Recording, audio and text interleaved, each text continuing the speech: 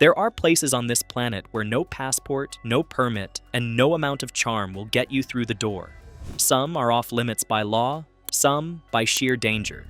And a few are just kept secret because the people in charge would rather you never knew they existed. Today, we're counting down the 10 most forbidden towns in the world you'll never visit. Number 10, Oymyakon, Russia, the coldest inhabited place on Earth. Let's start with a place that doesn't need a fence or a government ban to keep you out. Nature does the job just fine. Oymyakon is a small village in the Sakha Republic of northeastern Russia, and it holds the record for the lowest temperature ever recorded in a permanently inhabited settlement. In February 1933, the thermometer dropped to minus 67.7 degrees Celsius. That's minus 89.9 Fahrenheit. And people live there. About 500 of them, year-round. Not as a bet, not as a dare, just because that's where their families have always been. The village sits in a deep valley, which acts like a bowl, trapping cold air that drains down from the surrounding highlands. This geographic quirk makes temperatures consistently more extreme than in the open tundra nearby. In winter, the sun rises for only 3 hours a day, if it bothers to rise at all in the deepest weeks of December. Darkness and cold become a single thing. The practical realities of living in Oymyakon would be comical if they weren't so relentless. Cars are kept running around the clock because if you turn off the engine in deep winter, there is a real chance you won't get it started again. The oil thickens, batteries discharge, and rubber seals crack. Glasses freeze to faces. Eyelashes frost over. Exposed metal sticks to skin. The name Oymyakon roughly translates to non-freezing water, a reference to a nearby thermal spring that nomadic reindeer herders would stop at for warmth. The spring still exists. The irony of that name is not lost on anyone who's heard of the place. The economy is built primarily on reindeer herding and horse breeding. The local Yakut horse is a stocky, incredibly hardy breed that can survive outdoors, even in deep winter, scraping through snow to find frozen grass beneath. These animals were here long before the settlements were formalized, and they'll likely outlast them too. Getting to Oymyakon in the first place requires a 2-day drive from Yakutsk along what's known as the Road of Bones, a highway that was partly constructed by Gulag prisoners during the Stalinist era. Many of them died during construction. It is widely believed that their remains were simply buried in the roadbed beneath where they fell. Once you're there, the challenges don't stop. There are no hotels in any recognizable sense. Visitors stay with locals. Mobile phones drain to zero within minutes outside. And when someone in Oymyakon dies, burying them requires a process that could take several days. Hot coals have to be placed on the frozen earth first to thaw the permafrost to a workable depth. Even death requires patience here. Explorer Ranulph Fiennes once said, "Cold is a weapon. It doesn't negotiate." Oymyakon is living proof of that. It is not forbidden by law. It is simply forbidden by everything else. Number 9. Svalbard Global Seed Vault, Norway, the world's insurance policy. If you've ever heard of the Doomsday Vault, this is it. Buried deep inside a mountain on the Norwegian archipelago of Svalbard, about 1,300 kilometers from the North Pole, the Svalbard Global Seed Vault is one of the most important and most restricted facilities on Earth. It was opened on February 26, 2008, and it was designed with one very specific purpose: to preserve the genetic diversity of the world's food crops in the event of a large-scale catastrophe. War, climate collapse, disease, infrastructure failure, whatever the cause, the seeds remain. As of the mid-2020s, the vault holds over 1.3 million seed samples representing more than 6,000 plant species from nearly every country in the world. That includes ancient and locally adapted varieties of wheat, rice, maize, and dozens of other staple crops, varieties that no longer exist in active cultivation anywhere else. These aren't just agricultural backups. They are genetic options for a future we can't yet fully predict. The engineering is deliberately passive. The vault is dug 120 meters into the permafrost of Plateau Berget Mountain, which keeps the interior at a naturally stable -18 degrees Celsius, even without active refrigeration. The location was specifically selected because it sits well above sea level. Calculations showed that even if all the world's ice caps melted simultaneously, the sea level rise still wouldn't reach the vault's entrance. It is, structurally, one of the most carefully thought-out buildings ever constructed. Access is strictly controlled by the Norwegian government, which manages the facility in partnership with the Crop Trust and the Nordic Genetic Resource Center. Deposits are made by national gene banks around the world, but withdrawals can only be made by the depositing institution. Nobody else gets in. No exceptions, no visits, no tours. In 2015, the vault facilitated its first ever seed withdrawal, when the International Center for Agricultural Research in the dry areas retrieved samples that had been deposited from Syria's National Gene Bank in Aleppo, a bank that had been damaged and partially looted during the Syrian civil war. The seeds were taken to Morocco and Lebanon, multiplied, and redeposited. It worked exactly as designed. The exterior of the vault is striking. A wedge-shaped concrete entrance jutting from the mountainside, lit from within by an art installation of reflective steel and mirrors. In the endless polar night of Arctic winter, it glows. It's occasionally photographed by the few journalists who make the journey. What lies inside stays inside. It is, in a very literal sense, a vault built for a future that may or may not come, and hoping, very quietly, that it never has to be used. Number 8. North Sentinel Island, India, the last true isolation. Few places on Earth have enforced their own forbidden status quite as effectively, or as consistently, as North Sentinel Island. Located in the Bay of Bengal as part of the Andaman and Nicobar Islands, North Sentinel is home to the Sentinelese, one of the last genuinely uncontacted peoples remaining anywhere on the planet. Genetic and anthropological evidence suggests they have been living in isolation for somewhere between 50,000 and 60,000 years. Let that number sit for a moment. 50,000 years. The rest of the world built empires, collapsed empires, invented writing, forgot writing, and started again. The Sentinelese watched none of it, and they have made their position on outside contact abundantly clear. Every attempt at approach has been met with hostility. Fishermen who drifted too close while sleeping on their boats have been killed by arrows. A helicopter that flew over the island to assess damage after the 2004 Indian Ocean tsunami, genuinely trying to determine if the islanders had survived, was met with a man on the beach who launched a spear at it. The islanders had survived. Their message was also clear. A National Geographic filmmaker once documented an islander raising a bow and firing directly at his drone. The footage is both astonishing and completely understandable, depending on which side of the camera you consider yourself. The Indian government eventually enacted laws prohibiting any approach within 5 nautical miles of the island. The reasoning wasn't punishment, it was protection. The Sentinelese have no immunity to the diseases that the rest of the world treats as minor inconveniences. A simple flu introduced by a visitor could kill every person on that island.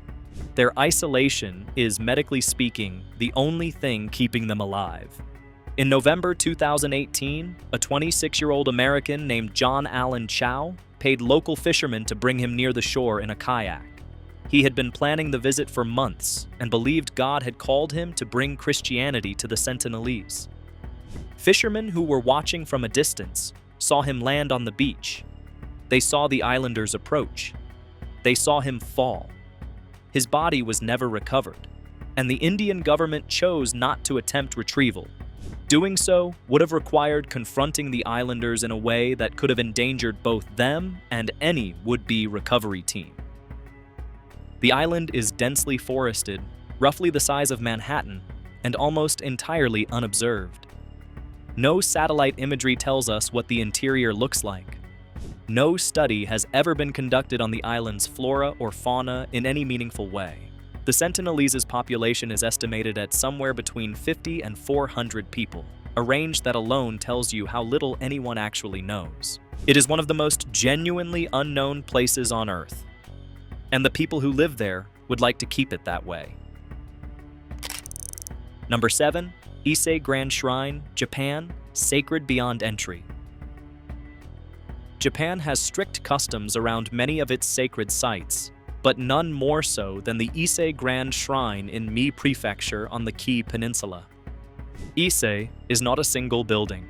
It is a complex of over 125 individual shrines spread across forested terrain, considered sacred for more than 2,000 years. Together, they form the most revered site in Shinto, Japan's indigenous religion, and the center of ritual practice that predates the modern Japanese state by millennia. The inner shrine, Naiku, is dedicated to Amaterasu Omikami, the goddess of the sun, and in Shinto cosmology, the divine ancestor of the Japanese imperial family. The outer shrine, Geku, is dedicated to Toyuki Omikami, deity of agriculture and industry. Daily food offerings have been made to Amaterasu at Geku for over 1,500 years without documented interruption. Public access ends at the outer wooden fence. Pilgrims and tourists can walk the forested approach paths and cross the Uji Bridge over the Isuzu River. Beyond the fence, only senior Shinto priests and members of the imperial family may pass, bound by ritual protocols governing every aspect of movement, dress, and behavior. Kept within Naiku is the Yata no Kagami, the sacred mirror, one of Japan's 3 imperial regalia alongside the ceremonial sword and jewel. These 3 objects form the physical and symbolic basis of imperial legitimacy. The mirror has never been publicly displayed. Not in any photograph, not in any exhibition. The current emperor has seen it only at his enthronement, under strictly constrained ritual conditions. What makes Ise structurally remarkable happens every 20 years. The entire complex is torn down and rebuilt completely from scratch on an adjacent plot. This ritual, Shikinen Sengu, has been performed without interruption since 690 CE Hinoki Cypress, ancient joinery, 8 years of preparation. The purpose is spiritual renewal and the practical preservation of building techniques that would otherwise be lost. Millions visit Ise every year. They walk the paths and photograph the outer gate. Then they stop at the fence, like everyone else. Number 6. Lascaux Cave, France. Too fragile for human eyes. In September 1940, 4 teenage boys, Marcel Ravidat, Jacques Marsal, Georges Agnel, and Simon Coencas, were exploring the woods near the village of Montignac in the Dordogne region of southwestern France, when their dog, Robot, disappeared into a hole in the ground. They widened the hole and climbed down. What they found on the walls would later be described as the Sistine Chapel of prehistoric art. The Cave of Lascaux contains over 600 painted and drawn animals and figures, estimated to be between 15,000 and 17,000 years old, placing them in the Upper Paleolithic period. The images include horses, aurochs, deer, bison, a rhinoceros, a bear, and a bird, rendered with a skill and compositional intention that genuine scholars have called startling. These were not idle marks. The figures are dynamic, sometimes overlapping, arranged across the cave walls in a way that suggests deliberate planning. Some sections feature perspective, an animal's legs depicted in a position that implies movement. They used multiple pigments, black manganese, yellow, and red ochre. They blew pigment through hollow bones to create shading effects, 17,000 years ago. The cave was opened to the public in 1948. Visitors arrived in the thousands, then the tens of thousands. By 1955, scientists monitoring the cave detected alarming changes. Carbon dioxide from human breath, combined with heat and humidity, had triggered the growth of green algae on the walls. Lichen began to appear. The paintings were visibly deteriorating. In 1963, French Minister of Cultural Affairs André Malraux closed the cave to the public. It has never reopened. What followed was decades of difficult preservation work that continues today. In the 1990s, the installation of a new climate control system introduced a fungal bloom. White calcite deposits began spreading across painted surfaces. In the 2000s, a different fungal species, Fusarium solani, spread rapidly across sections of the cave floor and walls. Preservationists have spent years applying biocides and physically scrubbing affected areas, an extraordinarily delicate process when the thing you're trying not to damage is 17,000 years old. Today, even the scientists who study Lascaux are limited to brief, carefully rotated visits, sometimes just a few people per week, dressed in sterile clothing, following strict protocols about where they can stand and what they can touch. The cave is, in many ways, more tightly controlled now than at any point in human history. Visitors are directed to Lascaux 2, a partial replica opened in 1983 near the original site, and to Lascaux 4, a full-scale reproduction opened in 2016 at a purpose-built cultural center. They are genuinely impressive. The craftsmanship is meticulous, but they are reproductions. And standing in one is not the same as standing in the dark of that cave, looking at something a human being made 170 centuries ago. The original belongs to the paintings now. We had our chance and didn't handle it well enough. Number 5, Poveglia Island, Italy, the island nobody wants. Poveglia is a small island in the Venetian lagoon, sitting between Venice and the Lido. From a distance, it looks like a great deal of real estate. Forested, quiet, close to one of the world's most visited cities. And yet it has remained uninhabited and largely inaccessible for decades. There's a reason for that. Several, actually. Its history is, to put it plainly, stacked. The Romans used Poveglia as a quarantine station for ships arriving in Venice. That practice was formalized during the Black Death of the 14th century, when the island became one of Venice's primary lazarettos. Quarantine islands, where the sick were brought to die and the dead were burned. During successive plague outbreaks, particularly the devastating epidemic of 1576 and another in 1630, boatloads of Venetians, sick, dying, and sometimes still alive, were transported to the island and either buried in mass graves or burned in large pyres. Historians estimate that over 100,000 bodies were buried or incinerated on Poveglia across the centuries of use. Some estimates place the number higher. The soil on parts of the island is noticeably gray and ashen. Archaeologists who have conducted limited surveys have confirmed the presence of mass graves. It's been said, and this is consistent with archaeological findings, that the earth of Poveglia is up to 50% composed of human ash and bone. In 1922, a psychiatric hospital was constructed on the island. The facility operated for decades. Local accounts, passed down through Venetian families, describe a doctor there who, in the mid-20th century, conducted unauthorized experiments on patients. The specific nature of those experiments varies depending on who's telling the story, but the accounts consistently end with the doctor falling or being thrown from the hospital's bell tower. The hospital was closed in 1968. The bell tower still stands, slightly leaning, visible from the water. Whether those stories are entirely accurate is, at this point, almost beside the point. The documented history alone is sufficient. The Italian government has tried multiple times to find a use for the island. In 2014, it was offered under a 99-year lease and put to public auction. A Venetian entrepreneur won the bid at approximately 513,000 euros, with plans to develop it into a luxury resort. The permits were denied. The plans collapsed. The island returned to silence. Access remains officially restricted. The local authorities prohibit private boats from docking. Fishermen working the surrounding lagoon waters are said to give the island a wide berth, though whether that's superstition, habit, or something harder to name is unclear. What is clear is that Poveglia has now outlasted every attempt to repurpose it. It simply sits there in one of the most beautiful stretches of water in Europe, accumulating history and refusing to become anything new. Number 4. Area 51, Nevada, USA, the one everyone knows about. You knew this one was coming. Area 51, officially a remote detachment of Edwards Air Force Base known as Homey Airport, is a highly classified U.S. Air Force installation in the Nevada desert, approximately 130 kilometers northwest of Las Vegas. For decades, the U.S. government did not publicly acknowledge it existed at all, not as an evasion, but as official policy.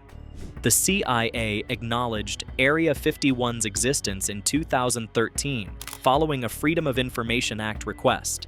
The declassified documents confirmed the facility had been used since the 1950s to develop and test classified aircraft, most notably the Lockheed U-2 spy plane, secretly flown over the Soviet Union during the Cold War. The U-2 was followed by the SR-71 Blackbird and the F-117 Nighthawk stealth aircraft. All were tested here, all were classified for years, and all were eventually revealed. The pattern is consistent. Extraordinary technology tested long before the public was told it existed. The strange aerial phenomena, high altitude, fast-moving, and silent, that civilians and pilots observed in the 1950s and 1960s were almost certainly experimental jets. But the deliberate absence of any explanation at the time fed decades of UFO speculation that attached itself to this place permanently and shows no sign of leaving. Today, the perimeter is marked by warning signs that explicitly authorize the use of deadly force. Motion sensors are buried in the surrounding desert. Unmarked white planes, operated by a government contractor and known locally as Janet Airlines, fly workers in daily from Las Vegas. The name has never been officially confirmed. In 2019, a Facebook event called Storm Area 51, They Can't Stop All of Us, drew nearly 2 million RSVPs. When the date arrived, a few thousand curious people gathered near Rachel, Nevada. About 150 approached the gate. 6 were arrested. Nobody got inside. Whatever is being developed there now is classified. That's rather the point. Number 3. Surtsey Island, Iceland. Born from the ocean, kept from humans. On the morning of November 14, 1963, the crew of an Icelandic fishing vessel noticed what appeared to be a boat on fire south of the Vestmannaeyjar archipelago. It was not a boat. A volcanic eruption had begun beneath the North Atlantic. Over the following hours, a new island pushed above the surface. The eruption continued for 3.5 years, until June 1967. By the time it stopped, the island, named Surtsey after Surtur, the fire giant of Norse mythology, covered about 2.7 square kilometers. Scientists recognized immediately what they were looking at: a completely sterile landmass. No soil, no organisms, no history.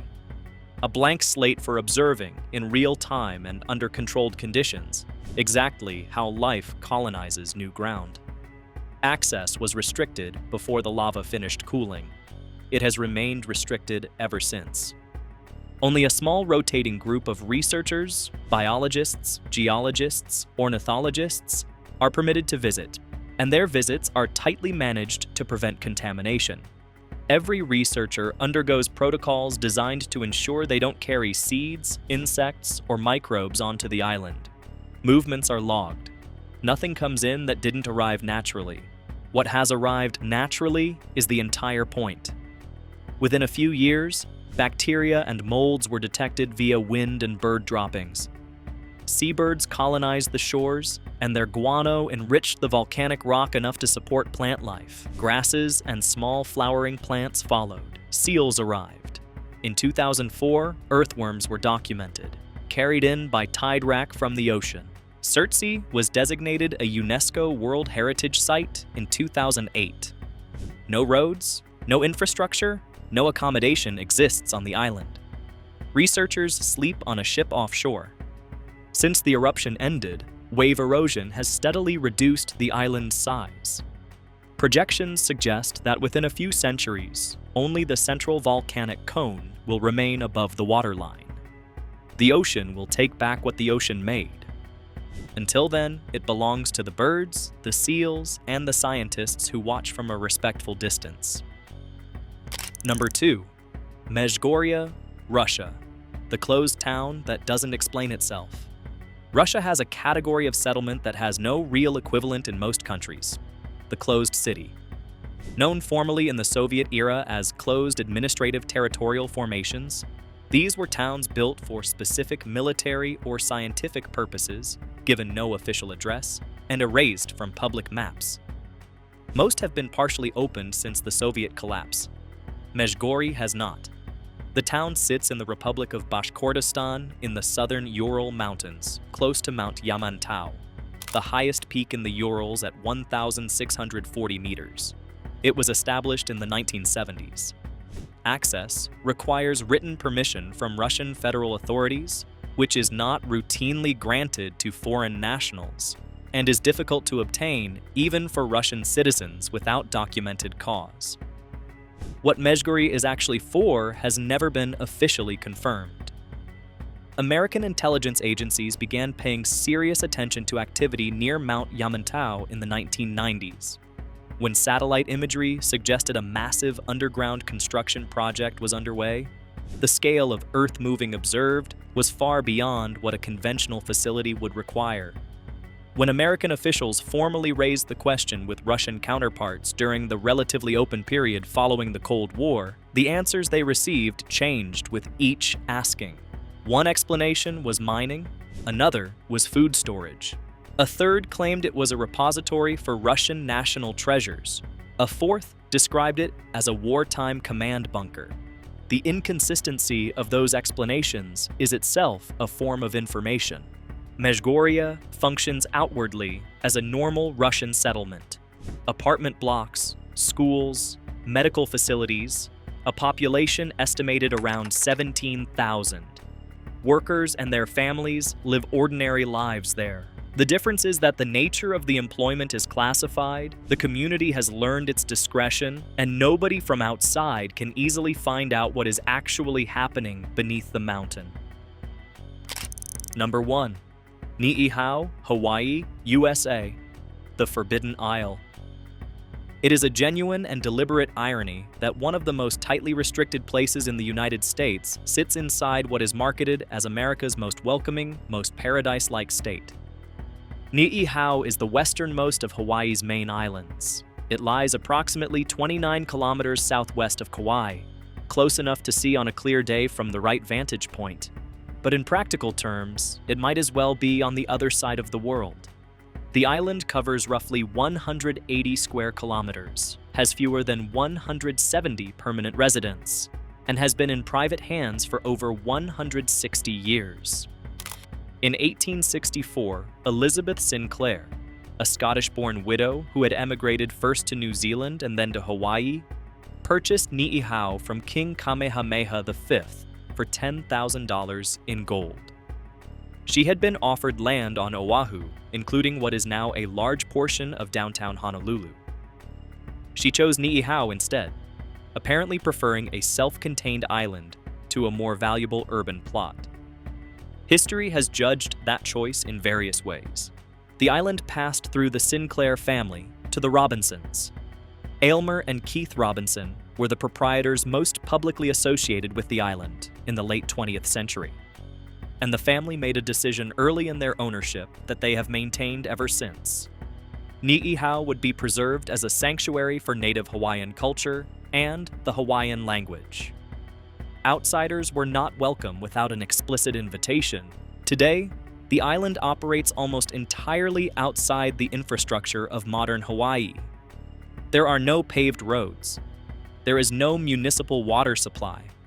Residents rely on rainwater catchment and a small freshwater lake. There are no stores, no restaurants, no hotels, no internet connections available to residents. The island runs on solar power. Transportation to and from the island is by boat or helicopter, both controlled by the Robinson family. The residents of Niihau are native Hawaiians who speak Hawaiian as their primary language, not as a second language learned in a classroom, but as the language of daily life, of conversation, of raising children, of community.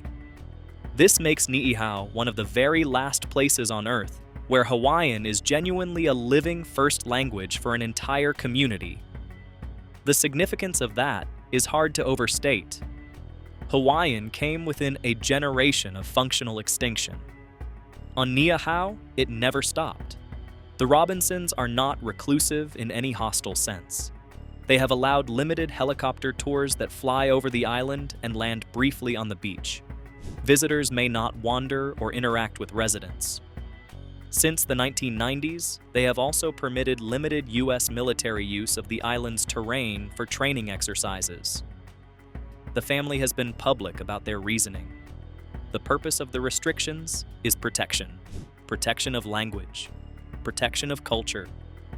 Protection of a community that chose and continues to choose this life. As Pualani Kanakaole Kanahele, a respected native Hawaiian cultural practitioner and educator, once noted, "The land and the language are the same thing. Separate one from the other and you lose both." Niihau has refused to allow that separation. The island has been called the Forbidden Isle for over a century. The people who live there consider it simply home. From a volcanic island born from the sea and kept from human hands, to a frozen village where the ground itself fights back, to an island in Hawaii that decided centuries ago it simply wasn't interested in the outside world. Every place on this list exists for a reason. Some are kept off limits by governments, some by nature, and some by the people who call them home. These aren't just curiosities. They're reminders that the world still has corners that don't belong to everyone. And maybe that's exactly as it should be. If you found this one worth your time, go ahead and hit that like button and subscribe if you haven't already. There's a lot more where this came from.